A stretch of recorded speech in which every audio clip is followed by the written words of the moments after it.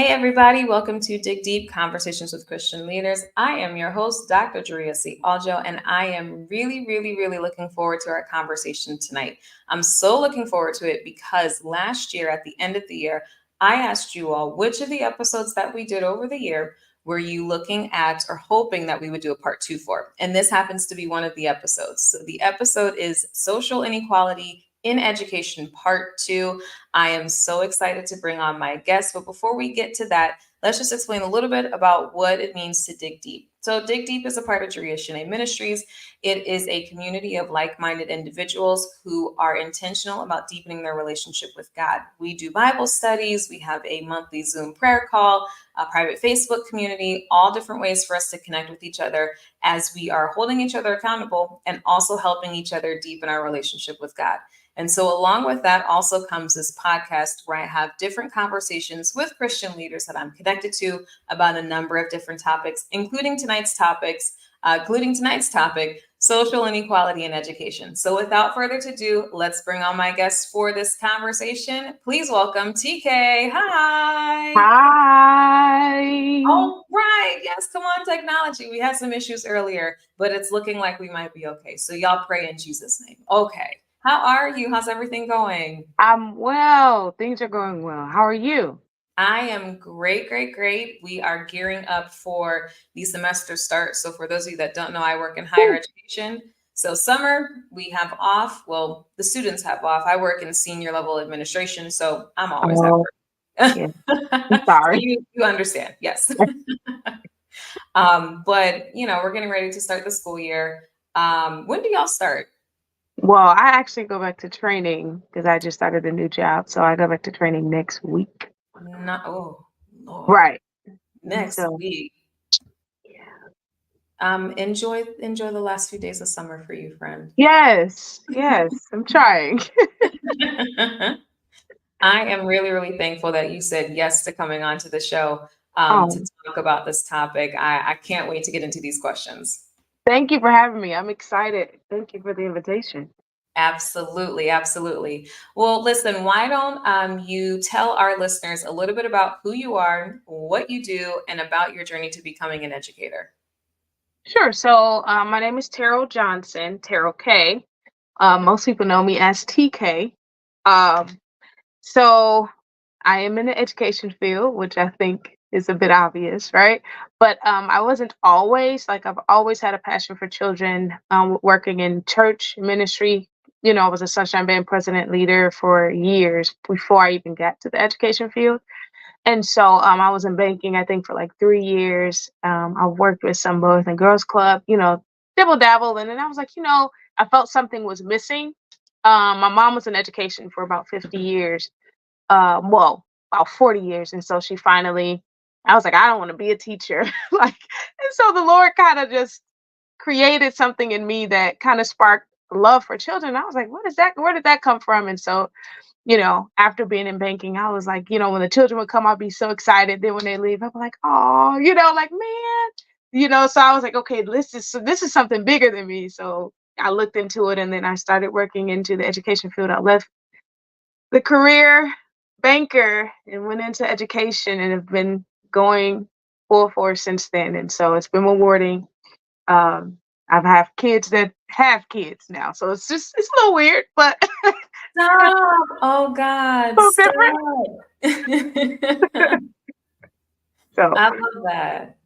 I love that. From banking to education, you and I share the same thought of my aunt would always call me when I was an undergrad and I was studying business. She was like, Jaria, you really like, I just feel like you should be a teacher. And I was like, no, no, thank yeah, you. I yeah. don't want to do that I'm all set. And now, while I don't teach full time, I do teach part time, and I absolutely love it. I love Mhm. teaching college age students. How old are your students typically that you were teaching? Well, I started out with high school kids. Oh God. Crazy thing. And I was in like the inner city where it was just like I was actually at one of the schools that was an alternative school. And Wow. so I had the little thugs, the ones that they threw away. And Wow. so yeah, so I started I literally got put into the trenches early. And so then I bounced around from early child care to elementary, middle. Mhm. Now I'm in middle, but high Okay. school was my so I've had all of them. But high school was my Uh, first. would you say that, and we're going off script here, but would you Sure. say that middle school students now are very different or more similar to like high school students back in the day? Because I feel like middle schoolers and even children in elementary school are growing so much faster as far as like socially. So would Yep. you say that you've seen the same? I agree wholeheartedly. Thinking about their environment and what they have to deal with Mhm. socially, even in the home. They're forced to grow up faster. So, yeah, middle schools are definitely the new high schoolers.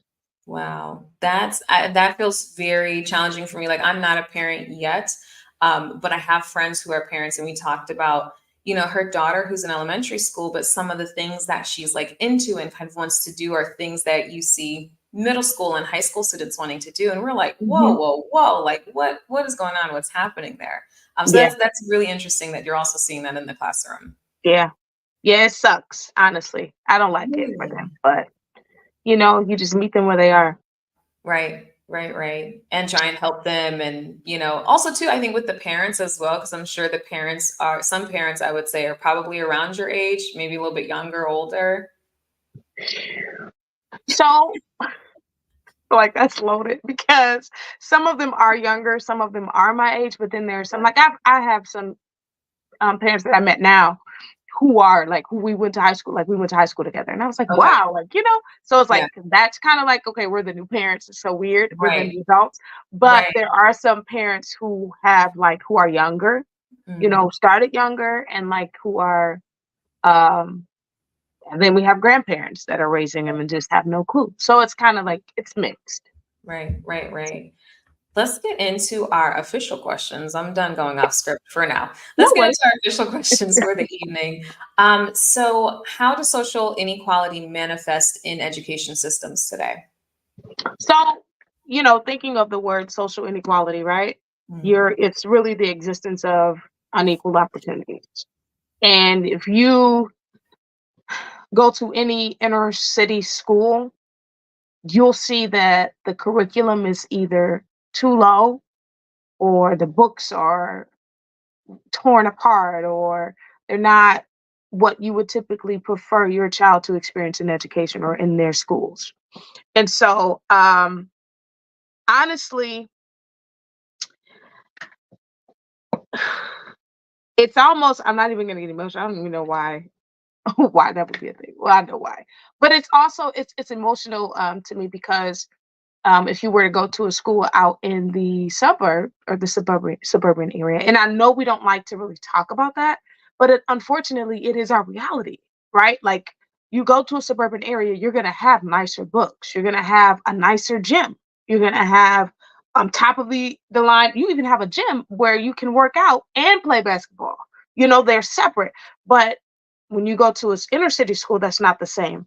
And so, honestly, recognizing those things um it determines it affects our children in the way because they don't think that they can do the impossible anymore.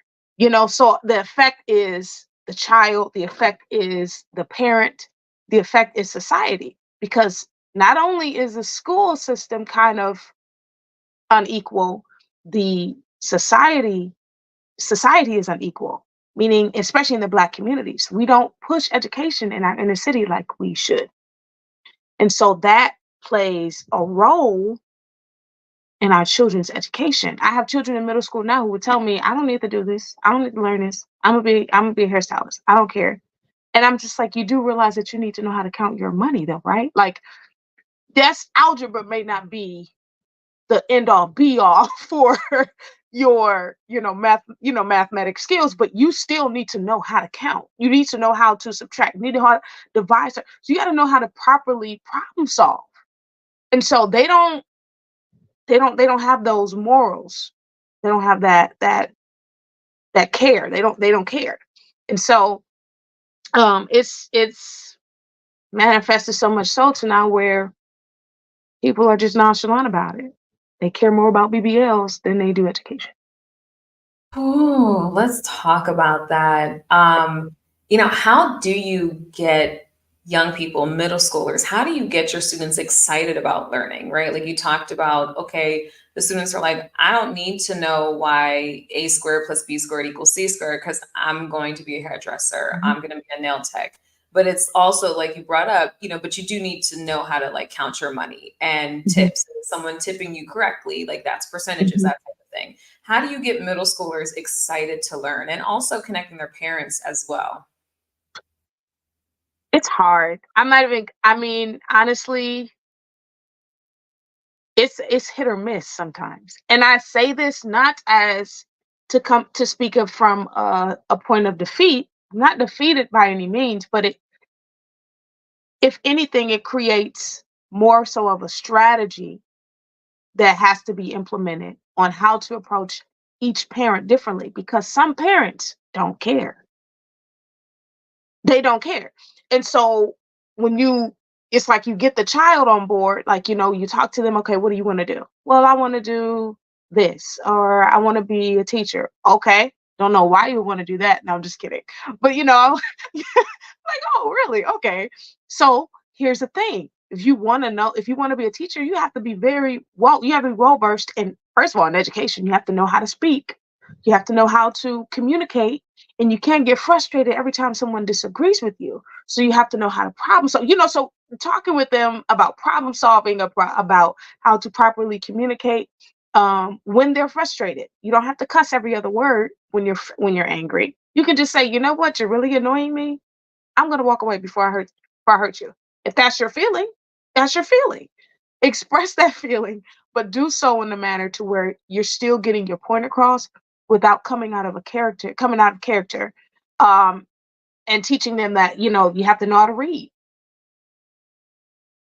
A lot of kids don't like reading, but then there It's are some who, I was just going to say, I'm sorry to interject here, but I was just going to say the reading scores nationally across the board in the US are declining. Like yes, it is terrifying to me because I remember as a kid every summer you have a blank list and you have to yes, write down like here's the books that you have to read, and if you get the certain number of books y'all get a pizza party, and then even yes, during and the people year here. like Yep. if you read these books like, and they had I think like it was called like Book It or something, like Google Book It if you're Hmm. listening, Google Book It, or if you remember, shout out to you. But it is terrifying to me to think about, as an educator, so shifting from middle school to now what that looks like on college campuses. I have students that do not know how to write emails. They don't know how to Mhm. write in general. You've got children that don't know how to do sort of reading comprehension at Mhm. the age level and at the grade level that they should. Like that to me is terrifying. Yep. Yep. And these are our next adults, our next Right. years, or preferably we have a doctor or Right. two, but these are our next generation that, I Yeah. mean, don't care about anything but nails, hair, and wrapping. And that's it. And That's it's, it. my goddaughter she's 16. She'll be 17 in February. And a couple years ago, I was talking to her about, okay, high school's coming up. And then like after that, what are you going to do? And she had gone from wanting to, I think, do hair, do nails, which I was fully supportive of. As Sure. someone who works in higher education, I'm like, listen, college is not for everybody, and that's okay. Right. You do Right. not need to go to college to be successful, right? Hmm. Um, so I had said to her, like, okay, if you want to, own your own nail salon or just do nails, like that's totally fine. But let's get on a plan. Let's get a plan. Let's get some goals in place. And Sure. so now to see her go from that to being excited about potentially going to college, she's talking about different schools that she wants to go to. It's great and amazing. But again, I get back to, okay, but we have to set some goals. There are Yeah. requirements that you have to meet in order to accomplish this goal or in order to sort of do the things that you want to do. And so I find it so challenging for her to just motivate her to do something. I think that's where I'm seeing a lot of lack of motivation in like middle school students and high school age students. Yeah. Absolutely. And truthfully, it can start as early as elementary. Mm, Like, depending on it goes back to that home. And this really touches on the third question Yes, yes, in yes. essence, but I was trying to wait. I was No, no, trying no. to Go wait. for But it. it definitely, because that to the point of your third question, which is how does education inequality perpetrate the social and economic inequality across generations? Mm. So perpetuate. I'm sorry, perpetuate. Excuse me. Uh-huh. Uh-huh. I'm a wordy, so I don't like getting words wrong. Okay, so um, it starts at home. It starts at home, and the reason why I say that is because I've had children come to me, and this is 7 o'clock, 7:30 in the morning. First thing they're talking about is I got 4 bands, I got 5 bands, I got racks, I got this. Hey, you're failing right now, and you're showing me how many bands you have. There's a problem. What do you want to do? You got to, I said, I get it. I'm all for you making money as long as you don't have to run away from every cop you see to do so, right? But you have to think about, and I'm talking, I'm like, you got to think about the long, what do you want to do in the long run? Oh, well, I want to be a lawyer. Wow. Okay, let's work with that. So I'm grooming him at school to become a lawyer, but then you have home. When he leaves our presence, he goes home. Home is throwing money, rapping every song they hear, or singing, cussing and drugs and pushing drugs and selling them. The concept doesn't match his home. And so then that's where you have a battle. How can I help? And that's one of the things that I'm torn with. And I've even had, like, we've had a class at the elementary school that I worked at last.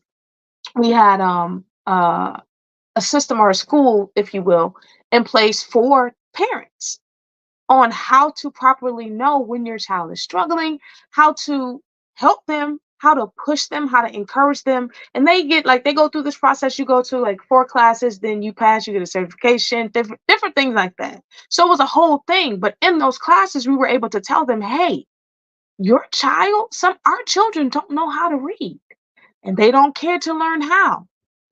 Maybe you should start pushing them to read something, or read a book every night before they go to bed, or read something with them to get them excited about reading, to let them know that this is something fun that you can do. But if that home doesn't match the standards of education in the school system, or the teachers that care, because even the teachers, even some of us have to do things differently based upon the district we're in, because some of these school districts do not care. And so sometimes we have to create our own curriculum and curve things a little bit to meet them where they are, so that everything's not going over their head. Right. And I didn't get to the other one. So, but nevertheless, it ties together. But it's a battle. But if that home doesn't produce morals and standards to what a real citizen, I'm not saying rapping is negative, or I'm not saying, oh, you shouldn't be a rapper. If that's what you choose to do, okay, I'm hoping that you're rapping about something fundamental, or something that's positive. We have enough negative rap, right? I'm not saying that there's some people that can't be a rapper, some people can't do hairstylists, can't be a hairstylist, some people can't do nails. I'm saying everybody can't do it. Somebody has to do the hard work. But because we're in a society now where everything has to come quickly and come fast, we're stuck with what we have right now. So it's an unraveling effect, because you reveal one problem, that unleashes another one. It reveals another one. It reveals another one, and then it leaves us educators like, if we gain one, if we lose one, we cry. Those that really care, we cry. We hold on and hope that they'll catch on eventually. But it's a battle. I hope that made sense. But it's a burden. Yeah, it makes sense. It's, you talked about when the home life is not matching or connected to the concept of what's being taught in classes. And, it's in my mind, I'm thinking about that reinforcement. Like, you can do everything that you can in the classroom Mm-hmm. to push reading, to push, math, social studies, whatever the case may be. But if they go home and that stuff is not being then reinforced in the home, it's like you go home and everything is just kind of in one ear and out the other for school. And the instant gratification is so challenging, I think, for all generations right now. I was just telling a friend of mine how convenient it was for me to go to my local grocery store online and shop online and have the groceries ready and prepared for me to be picked up after I was done running my errands on a Saturday, because I just felt like I didn't really have time to go into the grocery store. So I can just Mm-hmm. log in online, have my groceries instantly, it's done. I don't have to think about it. Great.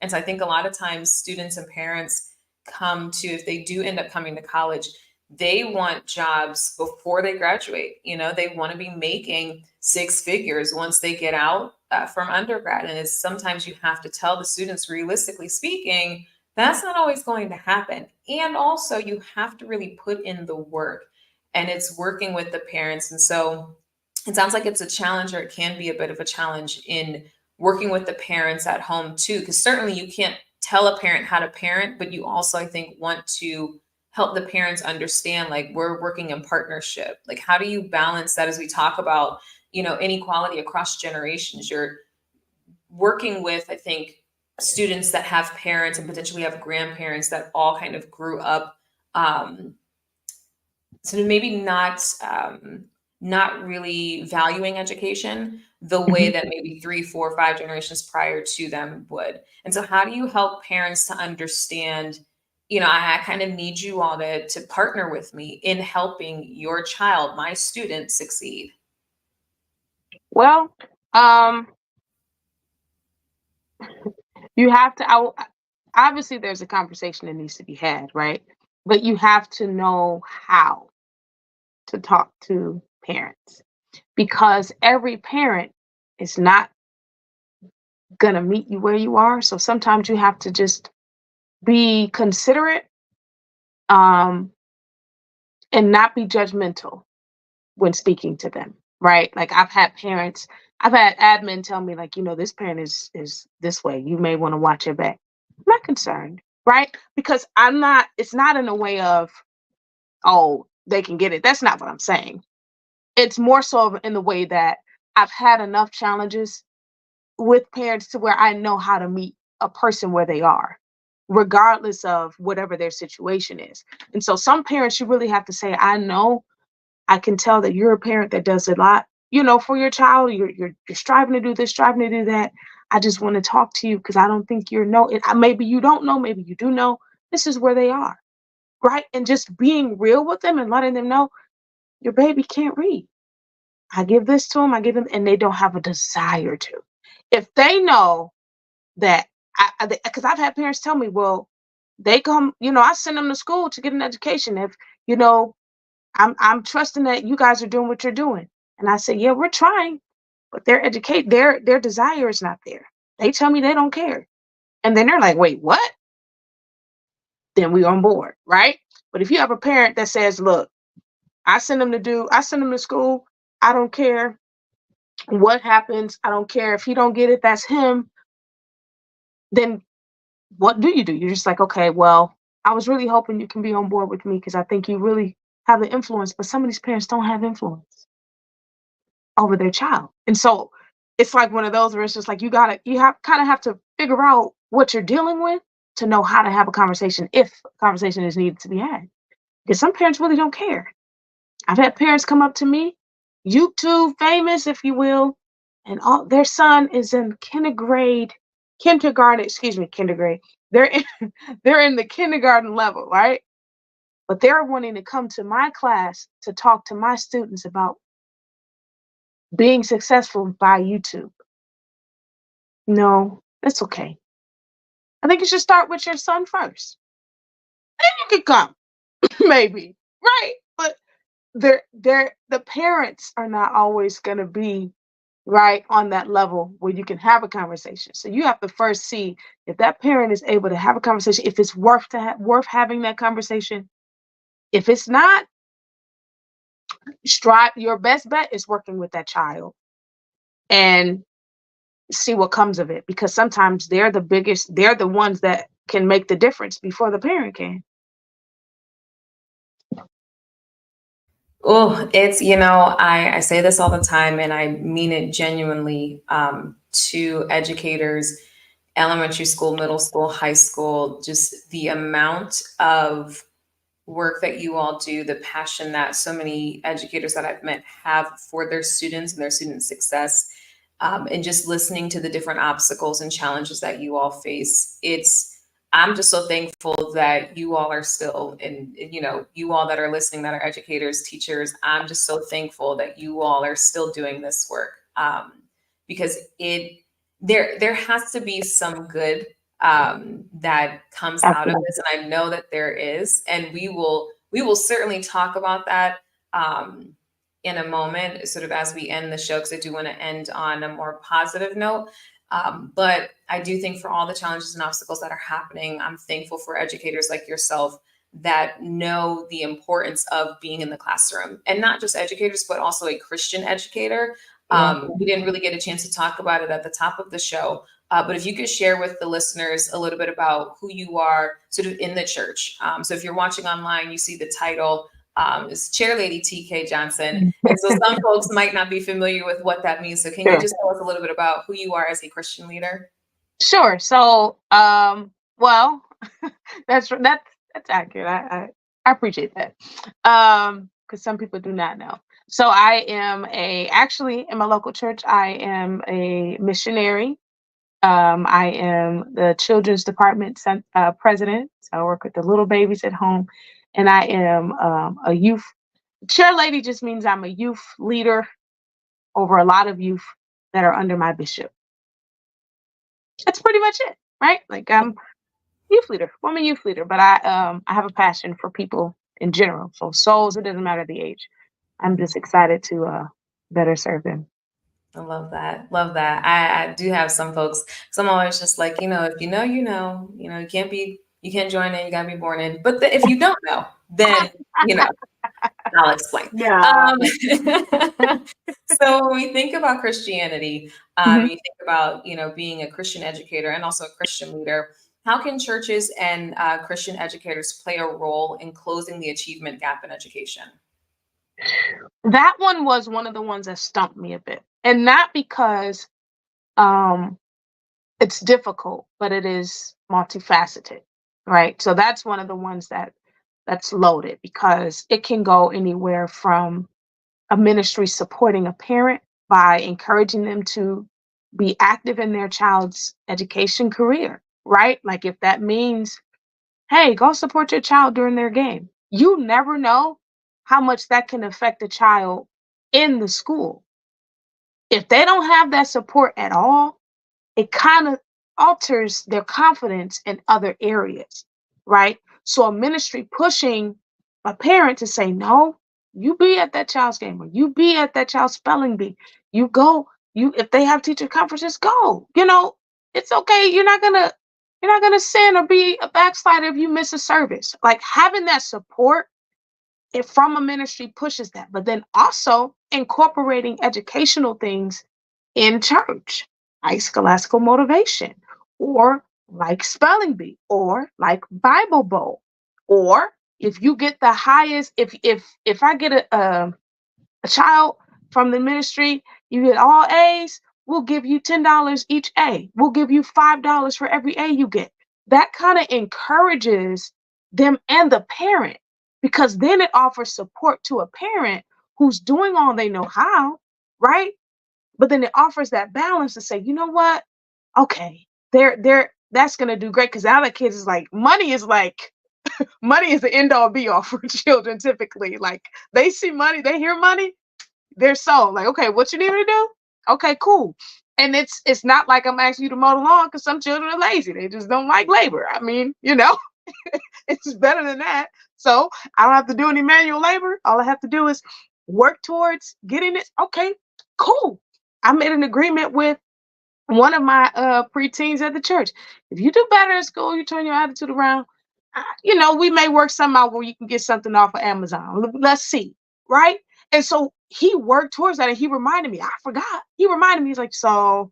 all right, let me check to make sure, because sometimes I don't know. You kind of swindle your way through things. So I don't know if you're telling me the truth. His parents said no, he's been doing really well. So I'm like, you know what?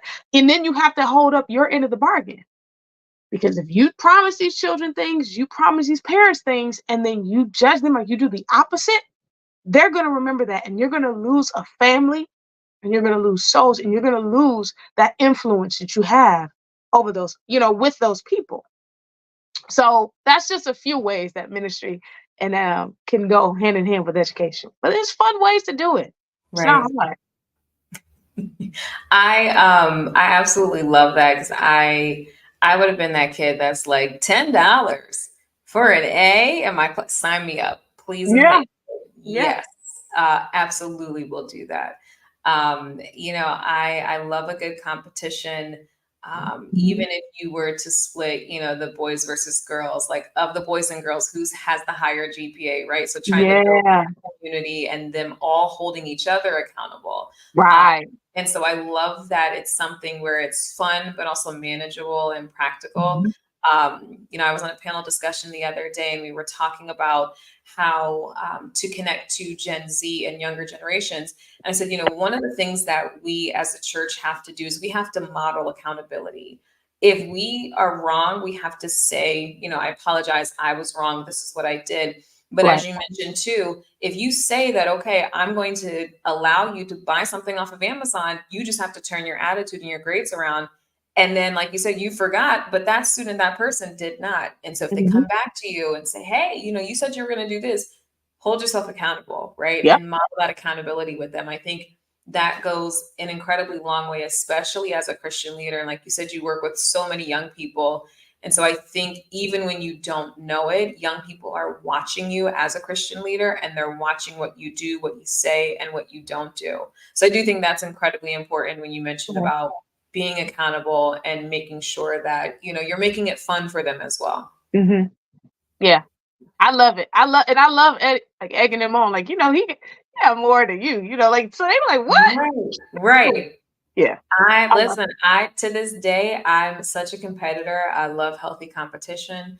Um, Yes. yeah, and I think young people will really buy into that. I mean, there's so many great things that you could do out there to really encourage young people to read. We talked about the Mhm. reading scores, and the reading comprehension, that sort of thing being on the decline. But as a church, like you said, we could offer scholastic programs and services and initiatives, and so we can do these sort of things that maybe we grew up on or things that Mhm. we know that are working in other areas. We can certainly do that as a church and as a youth ministry as well. Absolutely. Absolutely. You'll love it. Um, when it comes to the classroom environment, right? Like thinking of, the different students that you have, and the different backgrounds and just lived experiences that they have. And also, you mentioned earlier about working in inner city schools and the difference there between schools in the suburbs. I'm curious to know about how can educators create a more inclusive and equitable learning environment for students from these multiple, diverse, different backgrounds. Yes. Absolutely. And I love this part because, I'm excited about educating educators, because this is technically what that is. This is almost like a what do we call those? I've been out of work a little while, but what we call those, the mandatory meetings, the trainings. What no, what are they called?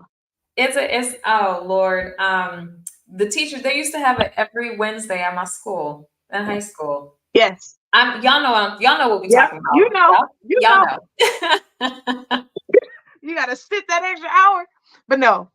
So this is what that reminds me of. But no. So for the first step for educators, and I made a few notes. I'm an avid note taker. So if you see me looking down, that's because I made notes.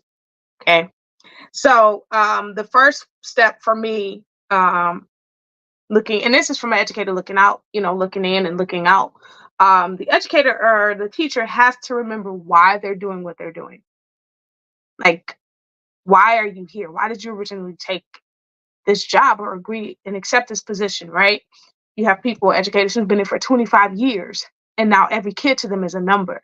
Once a child becomes a number to you, then it's time to switch to do something different, because now your passion is not the same, right? So the first step is to creating that inclusive and the equitable environment is to remember why you're doing what you're doing. And then two, to be unbiased, unjudgmental. You cannot be judgmental. You cannot prejudge a child. You cannot be biased to the child who is advancing compared to every other child, right? You have to be fair. So that creates a leveled playing field in your classroom to give every scholar an opportunity. So if you're coming in remembering why you're doing what you're doing, you're coming in remembering you're ridding yourself of every biasness. You're also making sure that you're fair and that you're creating an environment where each one can have an opportunity, and not call on the one who knows the word. Call on someone who may struggle with the word. That way, that gives them an opportunity to build their confidence, right, in an area that they may be struggling in. And if you have scholars that are laughing or that think it's humorous, you encourage them that this is a safe environment. Everybody's safe. I'm safe. You're safe. There is no laughing, because if one, and this is a quote that I use all the time, a saying that I use, a slogan that I use all the time with all of my kids. If one fail, we all fail. So if you're laughing at them, you're laughing at yourself, right? So that's really to me, that's the top of that's the foundation of how you create that environment. You cannot create an environment that is fair without biasness, without these things, if that makes sense. Yeah, no, that makes perfect sense. I took some notes. Um, remembering your why, super important. I Mhm. think if you become jaded in a job, I agree with you. Like, it's even before you become jaded, like you can kind of Yeah, feel yourself getting to that yeah, point. You're doing an injustice to every single student and parent that you meet if you yeah. are there. It's time for you to move on, and that's okay, It's right? okay. Yep. The second thing you mentioned was being unbiased and non-judgmental, and then also being fair. And I'm hearing, being intentional about creating a Hmm. positive environment in the classroom. I can remember, I still do love to read. And I loved reading out loud in class because I felt comfortable reading. I Hmm. can't imagine, the child that maybe has a speech impediment or maybe doesn't read as well. I can't imagine how nerve wracking and anxiety inducing it must be to read out loud in class. And so to Hmm. be able to have your teacher, sometimes call on you, and not in a mean way, not picking you out, but knowing that, look, like you said, if one fails, we all fail. We're all here to help each other, to support Hmm. each other. And so I do think that that does lend itself to a more inclusive classroom environment, and also help students to learn and to feel comfortable, Yep. which is the most important thing. You talked about it earlier, where some of our students, especially students in inner city schools, are facing so many unbelievable challenges outside of the school, that for some of them, school is their safest place. School is Right. a place where they get a meal, they have, Hmm. positive relationships, because when they leave the school, we don't know what they're walking into, what they're going back home to. And so it's so important for me as an educator. I try my best to make sure that I create a positive classroom environment, and I'm very upfront about that with my students the first day of class. Listen, there's going to be people here that say things that you don't like. We're here to have a healthy discussion. You can share your opinions. People do not have to agree with them, but you do Right. have to respect what other people are saying in a way that you don't agree, and you can say that. But that's it. Like, we're not getting It. personal. We're not attacking people. This is Hmm. a college setting. People are going to challenge your beliefs. That is what this is all about. They're going to challenge your value system. That is what growing in this mindset is about. But you will not disrespect one another. Like, that's Right. where I draw the line. So Right. I'm very, very intentional about creating a positive classroom environment as well. I love that. That's Yeah. that has to be an interesting dynamic for you. Oh, The student. listen, it's, because you have, like you talked about earlier, I have students that have come from very well-off families, come from the suburbs.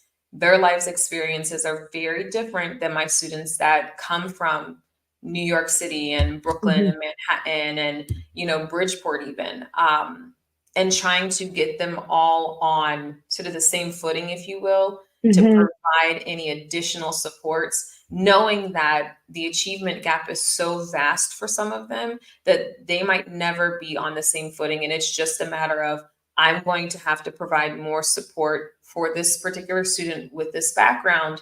And that's just the way things are. And I do so knowing that as a Christian, we have some conversations where my beliefs are challenged in the classroom. Yeah.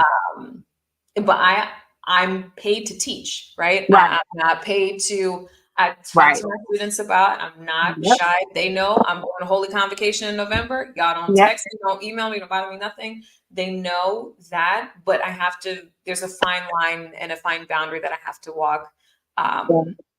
And so in an election year, incredibly challenging because we have these conversations and things are coming up, and it's really just learning and helping students to figure out how to facilitate and effectively communicate in those instances. Like you said earlier, if you have a student that's, upset with someone, don't cuss them out. Right. You're annoying to me right now. I don't agree with you, and we're just going to end the conversation there. Like, and that's real life. That is adulthood. I sat at a meeting one day and was like, well, I disagree with you. And that's where we're at. So, so yeah. Yep. Love that. Listen, as we get ready to wrap up, because it is 6:00, this happens all the time. This conversation is so good. And I'm just like, we're at our time already. Well, technically, our technical difficulties kind of run us past 5. I mean, so technically, there is some wiggle room because of that. I like the way in all fairness. I like the way you're thinking. If we're talking about being fair and being equitable, I agree. Oh goodness, I agree. Let's see. So is there anything like let's say like 2 nuggets of wisdom that you would want to give to the Christian educator who is in a school, in a classroom, knowing that there are a lot of topics, especially topics that will be talked about a lot more. They'll be a lot more prevalent with this national presidential election coming up. Any nuggets of wisdom for Christian educators on how to navigate conversations around these topics that are maybe potentially different than what our Christian convictions are? You can give me time to think about this one. So for this one, I would honestly say the scripture comes to mind to be harmless as a dove, but wise as a serpent, right? So knowing that every conversation doesn't require your opinion, right? Knowing when to say things, when not to, because some people really just look for an argument. And then knowing if someone asks your opinion, stand firm on that. You can stand firm on your beliefs without being harsh, without being abrasive, without being dogmatic. If anything, you state your claim and leave it at that. And if they want to go back and forth, as Dr. J said here, I disagree with you. We can end it at that, right? And then being okay with having lunch by yourself or being by yourself. There in the work environment, I've had myself in work environments where they talk about everything under the sun except for God in church sometimes. And I'm just like, my gates, like I have to guard my gates, because one thing about it, some of these conversations that we are hearing gets in, and then we're wondering how or why it creeps up later, because we're not guarding our gates, or we feel like, oh, well, they're nice, so maybe we should still just sit in the same environment.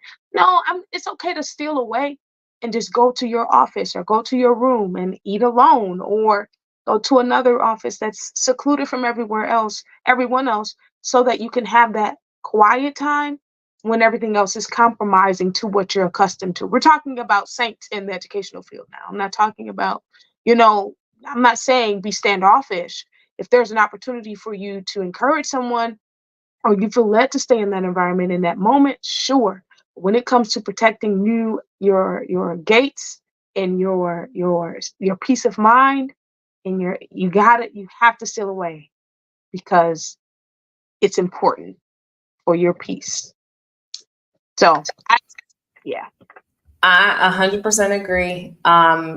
There are certain individuals where I know, if I have to work with them, I have to work with them, right? That is just what it is. Right. However, working with someone does not mean I need to spend any unnecessary time with them. Right. And so if I know for my own convictions, my own soul salvation, that I'm not going to spend additional time with this person or, sit around and go out to happy hour with everybody after work. And not that there's anything wrong with that. This is my own personal convictions. Right. These are things that I feel might put me in a place where my salvation will be compromised. And so if I know that about myself, and feeling comfortable enough to just be like, yeah, no, I'm all set. No, thank you. Feeling comfortable enough, like you said, to be the person where, I'm just going to eat in my office or find a quiet place, secluded, alone by myself. But not also isolate yourself, not being standoffish. Right. I can still certainly greet people and develop working relationships. Right. I think just knowing the difference between working relationships, and I think sometimes people blur the lines with that in friendships. Certainly, I have friends that I've met from work, but there are other people where I'm just like, this is a work relationship, and that is all that it will be, and I'm good with that. Yep, absolutely. Yeah, perfectly stated. Yeah, it's I'm. Do you watch Abbott Elementary at all? Yes, I love that show. I'm sorry. Okay, no, because see, so I'm trying. So I have a friend of mine. Her husband works in education, but he's like, I can't watch the show. He can't watch it because it's too close to like real life for him. Yeah. I had that experience, but once that admin the Lord moved them, then I was a little more free to watch because it is triggering. Like when you're in something, it is very triggering. You feel like, you know what? Because it just made me mad. You were like, let me just turn this off. But I have watched it after. Thank God that I'm out of that season. After that season, I was able to watch it. And I was like, oh, okay. And then she became less of a villain because the actual villain in my life was gone. So Ava wasn't really the villain anymore. She's like, you weren't projecting anymore. Yeah. Yes. No, I watched the show. I have not seen, I guess would be the season finale. I'm a little bit tired of Janine and Gregory in this back and forth. They make me so frustrated.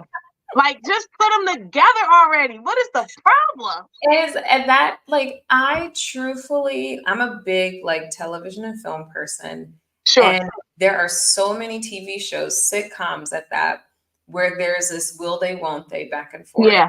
I think that of all of the TV sitcoms that I've seen, of all of the will they, won't they relationships, this one genuinely doesn't make sense to me because every time they had an opportunity to be together, they didn't, for the most ridiculous reasons. Yep.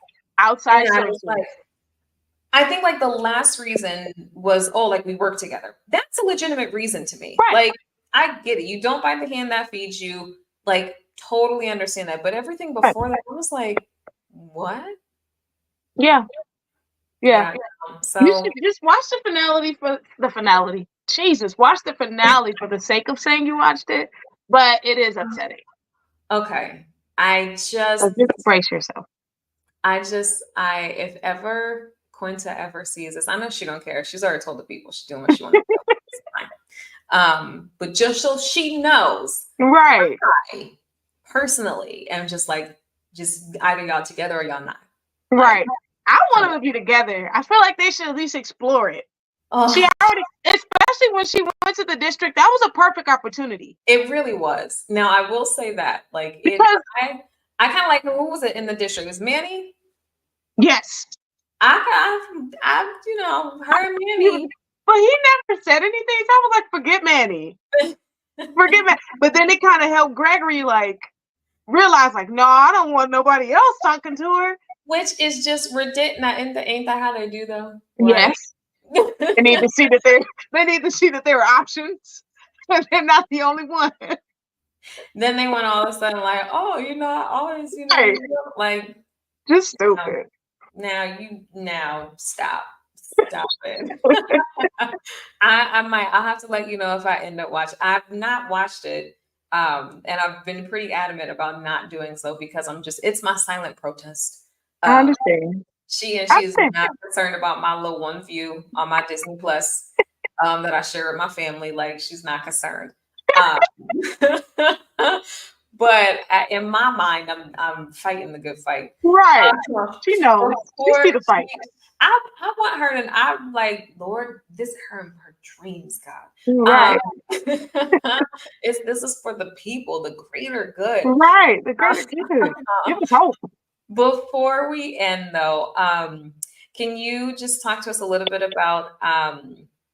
There's an organization that you started, and I don't know if you're still continuing with it. But can you tell us a little bit about is it a nonprofit technically? It is. Yes, great. Can you tell us a little bit more about that? Yeah, so it's called Repair of the Breach Initiative. And we do podcasts similar to yours. We have those conversations. Obviously, things have been very busy for me lately. Yes. And so haven't been able to really sit down and do a lot of them, but we also get out into the community. We help churches bridge gaps and reach the communities that they're in that sometimes the community don't even know that they exist, right? So we kind of help bridge that gap. We volunteer our services to help feed the hungry. We donate food, clothes, whatever we can do. We find our ways, our hands doing it.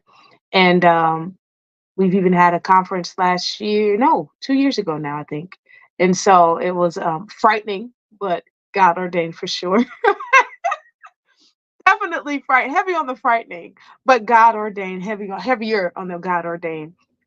And so, yeah, we're looking to get back up and going. We have our website in the works still, apparel coming out still. So it's a lot of things that we're doing. But I'm not good at delegating. So I'm doing a lot of those things on my own. And so some of my close people are fussing at me about fussing at me about that to this day. So I just, y'all pray my strength in the Lord with that. But yeah, so. I love that. That's amazing. Yeah, the conference, that's a whole different podcast episode. We won't get into it. But like you said, heavier on the God ordained. Like, so, but kudos to you. Stick with it. And yes, we're going to help hold you accountable because we talked about that earlier in the show. So we're going to hold you accountable with this. Listen, tell us how we can connect with you and how we can stay in touch with you. And then once we are done with that, if you would not mind, if you would say a word of prayer, just especially for Christian educators as you all get ready to go back into the schools. And do you have an Amazon like wish list? Like, do you do that? I don't. Really? I probably should, but I don't. I probably should because we do need things, especially the SPED department. But yeah, I really don't. I should probably create one, huh? You should. I feel like you should create one before I post this live, which will be. I'll get you the exact date. I feel like you should create one so I can put it in the show notes. But yeah, I feel like you should do that. Yes. Okay. Yeah, definitely. Well, let us know how to stay connected with you. Sure. So, Facebook, my full name, Terrell, Terril K. Johnson. If you would like to connect to the Repair of the Breach Initiative, we also have a page on Facebook titled Repair of the Breach Initiative, I believe it is, or Repair of the Breach Initiative on Facebook. I'm on Instagram as well, TKayj on Instagram. And we're just be there, doing whatever the Lord tells us to do. There you go. I love it. I love it. Thank you so much for coming on. Listen, Thank before you I for let you go, having me. absolutely. Listen, like I said, I get the ideas for the episodes, and then God places people on my heart, and I'm like, oh yeah, my friend is an educator, ain't she? Just know her name. Just know Yes, her name. Yes, friend. yes, absolutely. Should have So put that as before my name, friend. I know. Oh my God. So that's how, so let me tell y'all, this is how I feel like we were just walking around the women's convention, and I think you complimented me on just me or something, maybe my Mhm. clothes. I don't remember. But I was like, a girl's girl. Like, love that. Absolutely love, love, love everything about someone who will just like, I love what you're wearing. Like, your glasses are very cute. And it just throughout the rest of the week, just, Yes. hey, Yeah. That was absolutely, absolutely love, love, love that. it. Thank you. Thank you. Yes. Of So course. happy. So happy to be connected to you. Oh, Listen, likewise. if you wouldn't mind, if you could please pray pray us out. But if your prayer could focus on teachers and specifically Christian educators. And then once you are done, I'm going to give a couple of, that feels so churchy, couple of quick announcements. So y'all stay tuned after the prayer, and we'll say an official goodbye. So TK, we're in your hands. Sure. Lord, we thank you for this opportunity. We thank you for this podcast. We thank you for Dr. A even giving her this insight and her being willing to work what you have given her to work. God, we thank you for every person who has agreed to work with her, given the vision you have given her.